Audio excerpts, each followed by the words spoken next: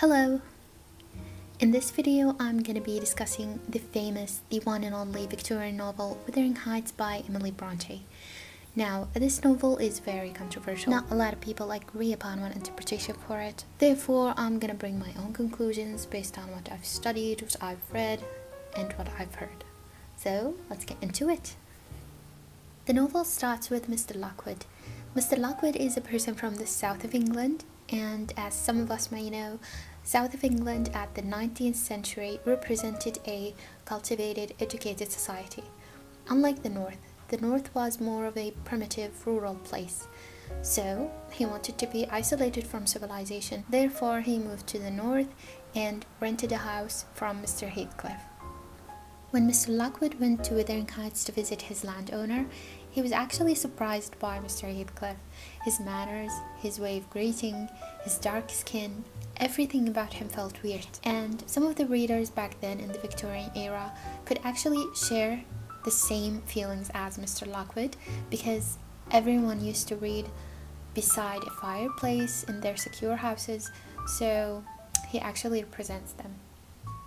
Not only Mr. Heathcliff was like the weird character in the house, most of the occupants didn't give a proper hospitality for Mr. Lockwood. That includes little Catherine, Hareton, and even Joseph, the servant. On his second visit, he was forced to stay in Wuthering Heights because of a snowstorm. He slept in a room where he faced another extra weird thing that happened: a ghost. A ghost saying, "Let me in, let me in."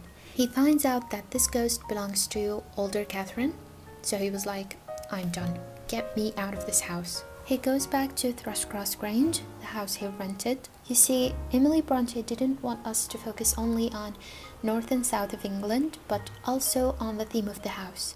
These houses were like totally different, yet similar in a way or another.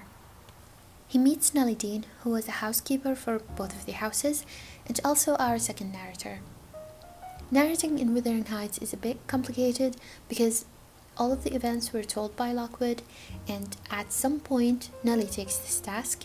So Lockwood is like the frame narrator, and Nelly's narrating is beneath this frame. Make sense? As a servant who worked for the two houses, she knows many things about the characters, but we hardly know anything about her. She retrospectively takes us 20 years back in time to the moment where Mr. Earnshaw brought Heathcliff into Wuthering Heights for the first time. The Earnshaw family had different reactions to Heathcliff. Mrs. Earnshaw and Hindley couldn't accept the fact that Heathcliff was going to be treated like one of them. But Mr. Earnshaw and Catherine accepted him, and Catherine soon, as they grew up together, she started to love him. Mr. Earnshaw favored Heathcliff over his own son. That's why Hindley became so irritated by Heathcliff, and he began to treat him very badly. At a major conflict between Heathcliff and Hindley, Mr. Earnshaw becomes so mad of Hindley, so he decides to send him to college. And as time passed, he became weak and frail, and he died in the end. After his death, we see a moment between Catherine and Heathcliff where they discuss that their father's soul is going to rest in heaven. Their childish view of religion and heaven is going to be dramatically changed as the events go on.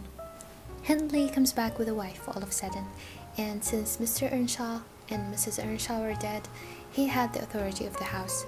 So he started to treat Heathcliff as a servant. He prevented him from educating, but that didn't stop Heathcliff from running away to the moors with Catherine so they can play together. One evening, they ran all the way to Thrushcross Grange, and they started to spy on Isabella and Edgar. They made fun of them until, of course, they were caught. Heathcliff was thrown away, but they kept Catherine for weeks because a dog has bitten her ankle. Some of the feminist reading of the novel see the dog bite as a symbol for domestic oppression upon women. Ever since the dog bite, she was forced to stay in the idealistic house, and her attitude was changed. She was changed into a lady.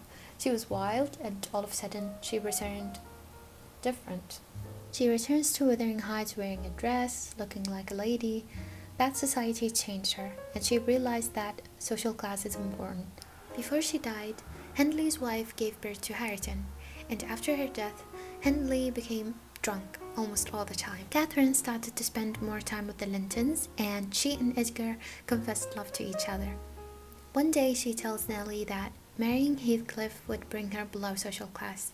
As we said, she started to realize that this social class matter is very important to them. So he hears her and he runs away for 3 years.